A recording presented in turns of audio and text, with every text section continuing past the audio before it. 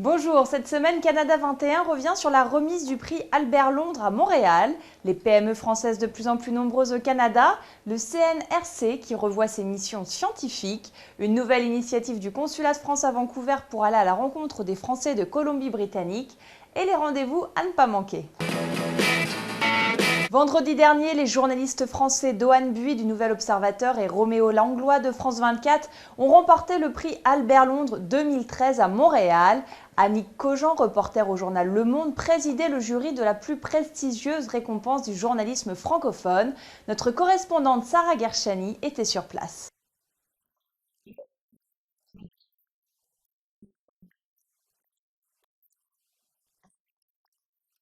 La journaliste Dohan Buis du magazine français Le Nouvel Observateur a été primée à l'écrit pour son reportage Les fantômes du fleuve, un reportage sur des immigrants illégaux qui tentent de rejoindre l'Europe en traversant le fleuve séparant la Turquie et la Grèce, un parcours méconnu du grand public.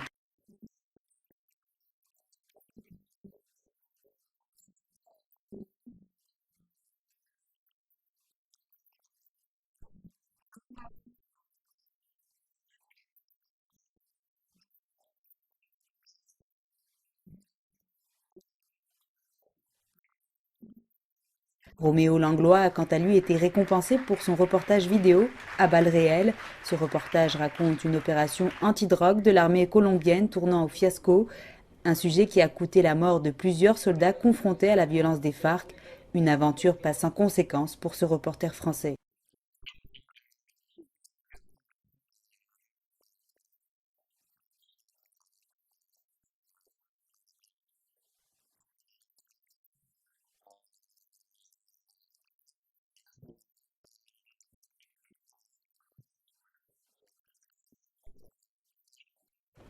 La 80e édition de ce prix, considéré comme le Goncourt du journalisme de langue française, se tenait pour la première fois à Montréal, à la Grande Bibliothèque.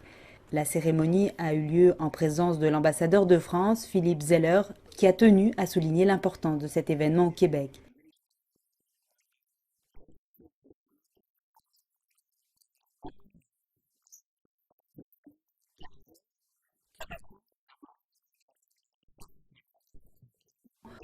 Le choix de délocaliser l'édition 2013 au Québec démontre la forte volonté de l'association Albert Londres de s'ouvrir au reste de la francophonie. Pour la première fois, des Québécois figuraient d'ailleurs dans la présélection.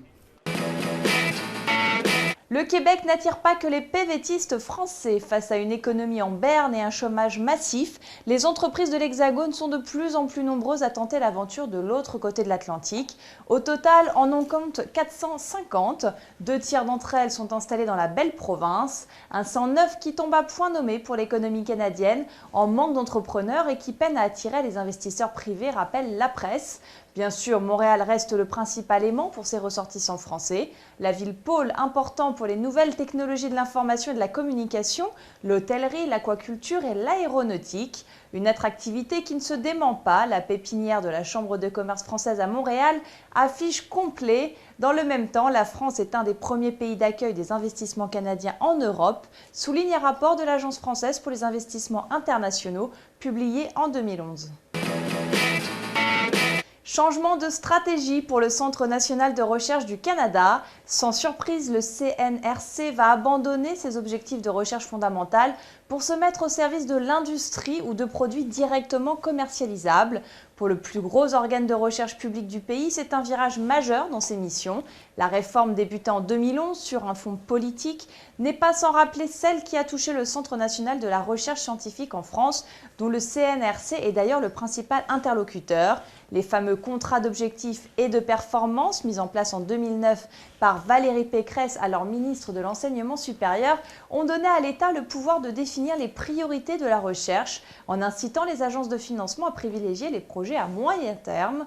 Comme dans l'Hexagone, des critiques se sont élevées dès le 7 mai dernier après l'annonce de cette réforme au sein de la communauté scientifique canadienne. Elle craint que certains spécialistes en recherche fondamentale soient tentés de partir vers des pays plus attractifs. Et à voir l'ampleur du phénomène de la fuite des cerveaux français, elle n'a peut-être pas tort de s'inquiéter. Initiative unique du Consulat général de France à Vancouver, depuis début mai, il propose En Mouvement, une série de portraits vidéo de Français vivant en Colombie-Britannique. L'objectif, mieux faire connaître ces expatriés qui ont choisi de s'installer à l'ouest du Canada, moins francophones, et surtout mettre en avant la richesse et la diversité de la communauté. Le premier reportage est consacré à Florence Deveny, photographe. Pour le voir, rendez-vous sur le site du Consulat qui s'affiche en bas de votre écran. Et les rendez-vous à ne pas manquer si vous êtes francophone et que vous résidez au Canada. À Vancouver, vendredi 17 mai, réservez votre premier ciné-dîner à l'Alliance française. Vous assisterez à la projection en français de La Guerre des boutons de Yann Samuel, un film réalisé 100 ans après le roman de Louis Pergaud. Pour réserver, rendez-vous sur www.alliancefrançaise.ca. À Toronto, jusqu'au 8 septembre 2013, le Centre d'art d'Hamilton expose une série de peintures, sculptures et photographies sur les peintres et photographes français du 19e siècle. Le détail est à lire à l'adresse qui s'affiche juste en dessous. À Montréal, les 10 et 11 juin, de nombreux spécialistes français et canadiens se réuniront pour un colloque intitulé « Repenser l'hôpital et les soins de demain », organisé par le Centre hospitalier de l'Université de Montréal et HEC Montréal, directeurs, médecins et responsables du secteur de la santé d'Amérique du Nord et d'Europe répondront aux questions du public. Toutes les informations sont à retrouver sur www.repenserl'hôpital.com. À la semaine prochaine.